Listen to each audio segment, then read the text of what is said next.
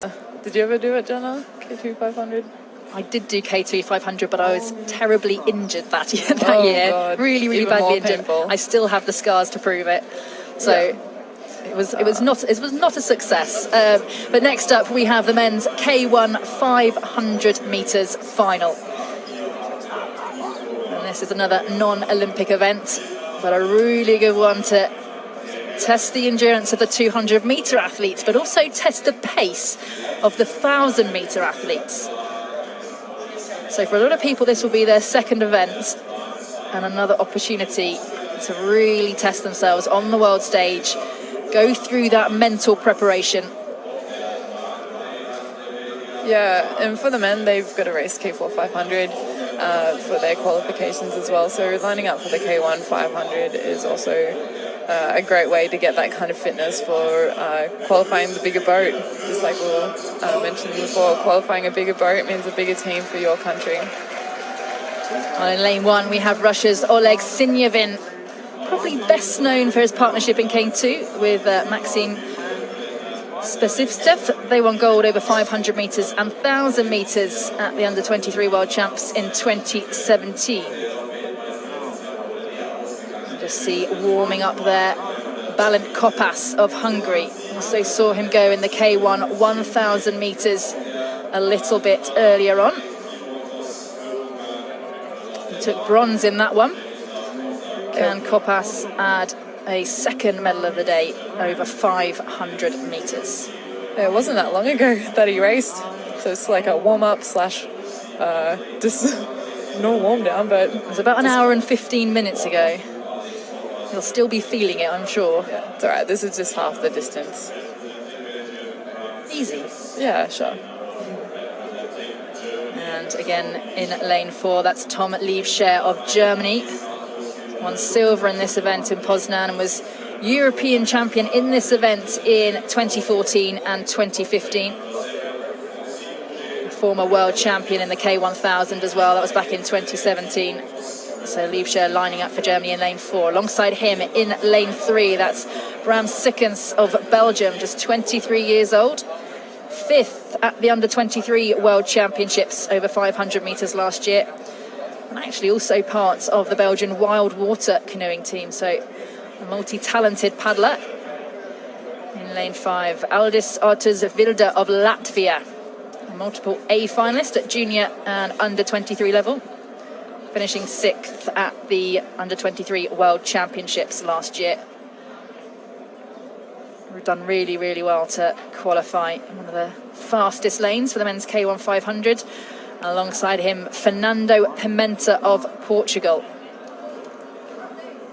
He finished 4th earlier on. Probably disappointing for him in that K1000 to have been out of the medals, so he'll be absolutely gutting to be back on the podium in this men's K1 500 metres. Will Pimenta, he won gold in Poznan. He'll once again. And that's Francis Mouget of France lining up in lane 7.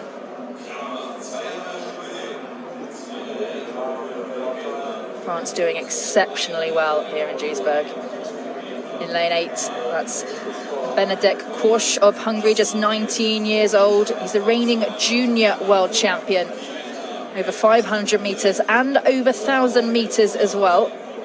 So exciting to see how that youngster can match up on the senior international stage.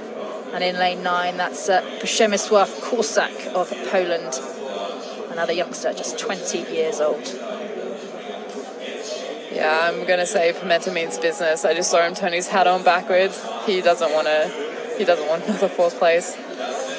Well, it's a big start for Tom Liebscher of Germany in that black boat, already with a fantastic lead. Francis Mouget of France has gone out fast as well. So is Bram Sikkens of Belgium. He's in lane 3 with the red nose on his boat.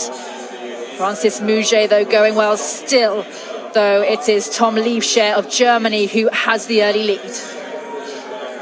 Yeah, again in front of his home crowd. He's gonna get all the energy from that as well.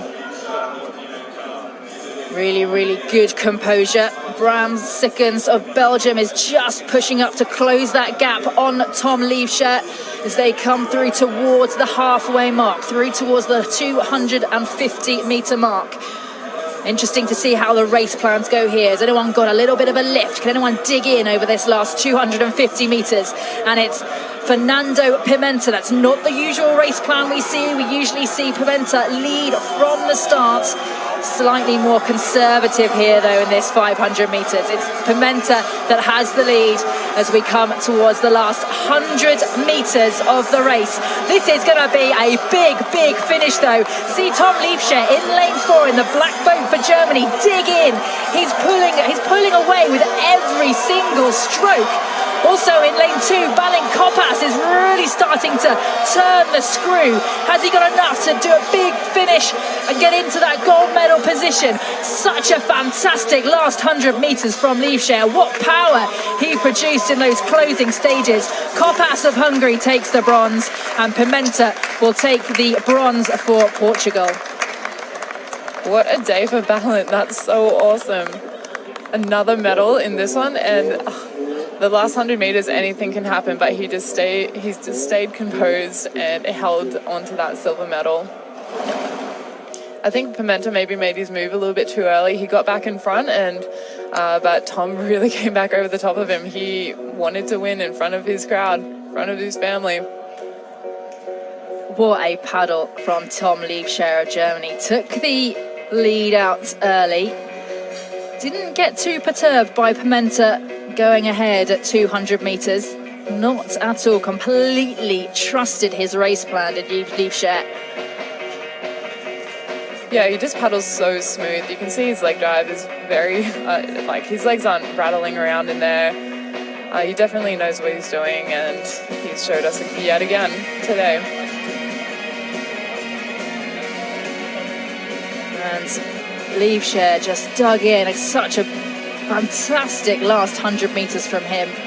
Brilliant to watch, to think that against the fastest paddlers in the world, you can take out distance on everyone with each and every stroke. You could see him cruise past them almost. You can see how much it means to him to win the gold in front of the home crowd here in Duisburg.